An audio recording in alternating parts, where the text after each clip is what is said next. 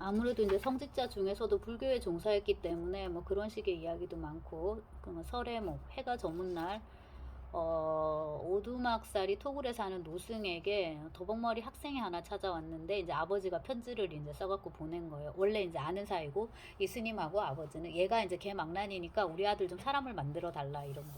근데 이제 애는 스님이 자기를 엄청나게 이제 혼쭐을 내겠구나라고 생각하고 쫄고 있는데, 그 우리 얼마 전에 사당 그 사건 이런 거하고 똑같은 거지. 근데 그게 아니라 이제 시중을 드는 거죠. 밥 해다 주고 뭐 해주고 이렇게. 그래서 이제 얘가 감동했더라라는 무슨 정말 소설에나 나올 법한 이런 얘기. 사실 요즘 그렇게 맞는 얘기는 아닌 것 같아요. 하지만 한 번쯤 이제 귀 기울여 들어야 될 법한 그런 이야기고, 불교신문에 발표됐네. 68년에. 네. 아파트와 도서관 이런 글도 있더라고요. 되게 현실 참여적인 글이에요.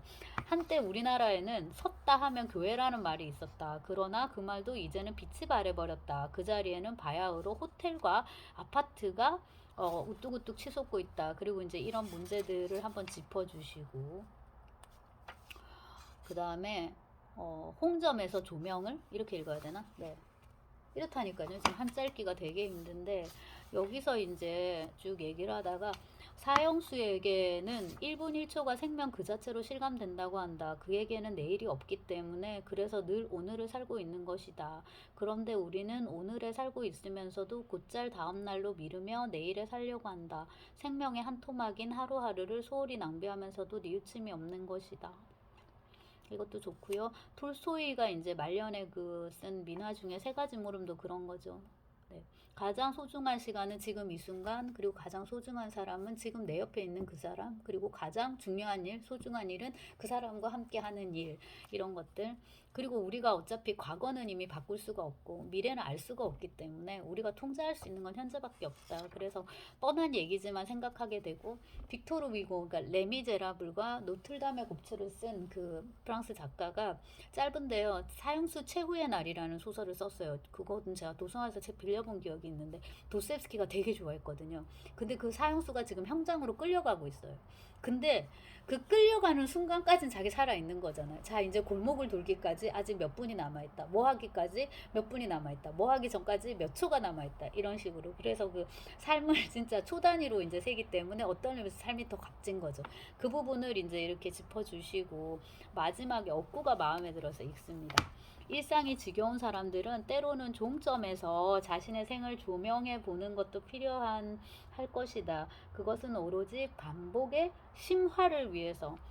그래서 경향신문에 1970년에 발표된 글인데, 반복의 심화, 반복의 심화. 그래서 우리가 뭐 루틴, 반복, 그다음 뭐야, 그 다람쥐 쳇바퀴 이러면 이렇게 좀 부정적인 의미로 많이 쓰는데, 사실 그렇지 않다는 거를 우리 코로나 때문에도 많이 느끼잖아요. 그리고 이제 아플 때 많이 느끼는데, 여기 선생님이 눈이 아프셨나 봐요. 자, 선생님이라고 했네요.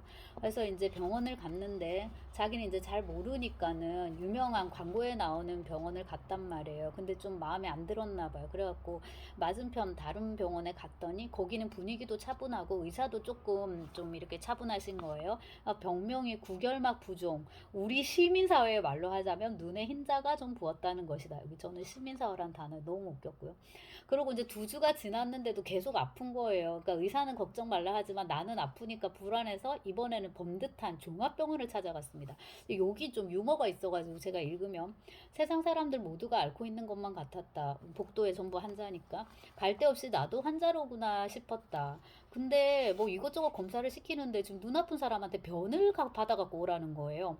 그래서 우리가 병원만 가면 여기 표현대로 착한 어린이가 되니까 하라는 대로 다 이제 한 거죠. 그러면서 이런 생각이 스쳤다. 아하, 종합병원이란 곳은 참으로 종합적으로 진찰을 하는 데로구나.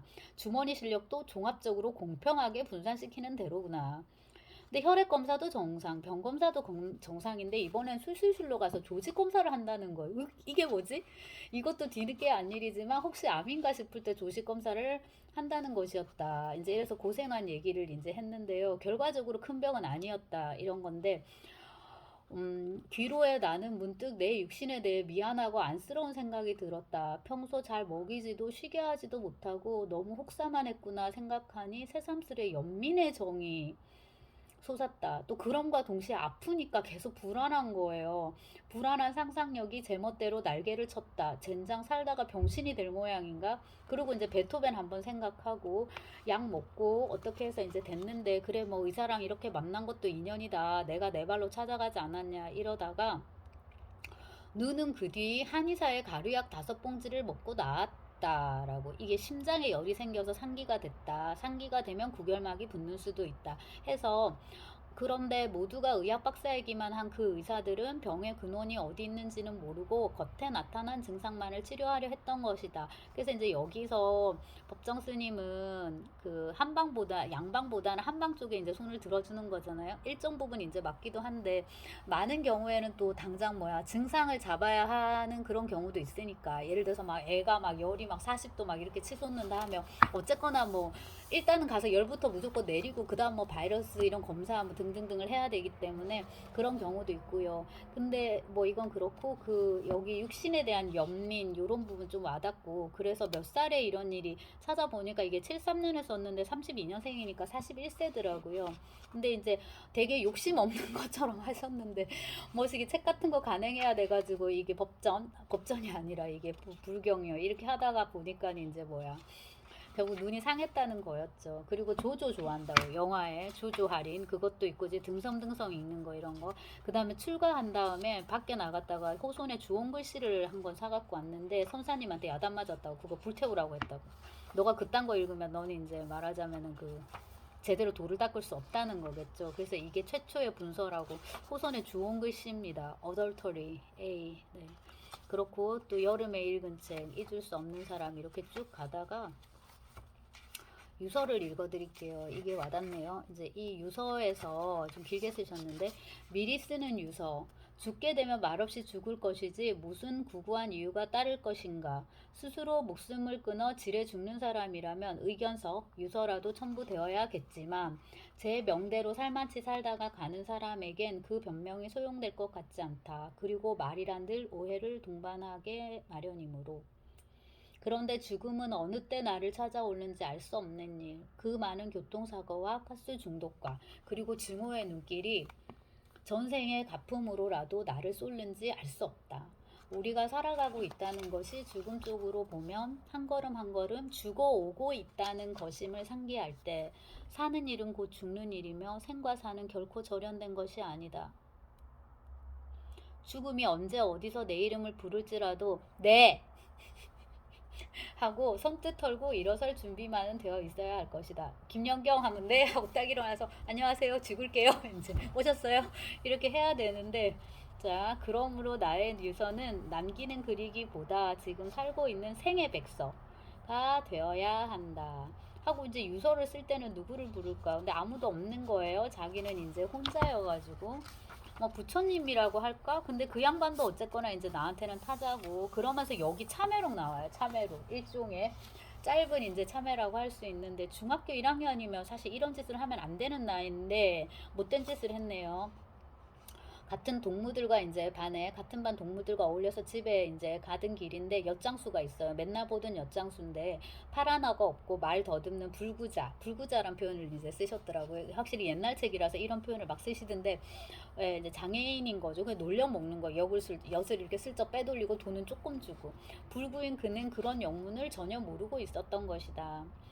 이 일이 돌이킬 수 없는 이 일이 나를 괴롭히고 있다. 그가 만약 넉살 좋고 건강한 엿장수였더라면 나는 벌써 그런 일을 잊어버리고 말았을 것이다. 그쵸? 뭐 이 자식들 뭐 이런 거부터 엄마 데려와 뭐 등등등 했으면 잊어버렸을 텐데 그런데 그가 반병신이었다는 점에서 지워지지 않은 채 자책은 더욱 생생한 것이다.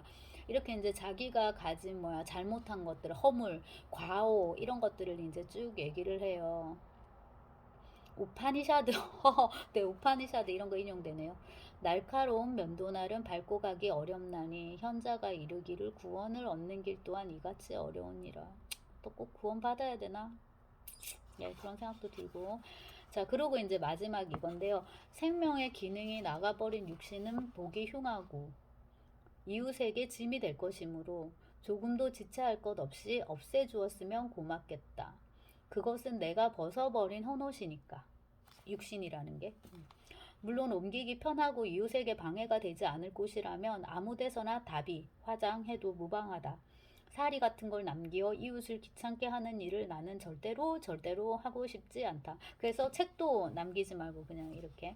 그래서 요거를 보니까는 그 유시민이 레닌에 대해서, 그러니까 스탈린이 레닌의 시신에 대해서 한 일을 기록한 문구가 생각나네요. 그런 식으로 사람을 죽지도 못하게 이 시신을 모욕한, 뇌는 뇌대로 꺼내고. 그러니까 그 제가 봤던, 그게 1999년 여름이었는데요. 제가 봤던 그 레닌의 시신은 머리통 안에 머리가 없는 거예요.